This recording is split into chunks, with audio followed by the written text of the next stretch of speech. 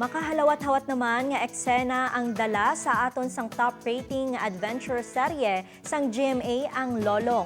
Nagpanabon na sang iya nawong si Lolong kag nagpakig-away sa mga croc hunter para masalbar ang mga buaya.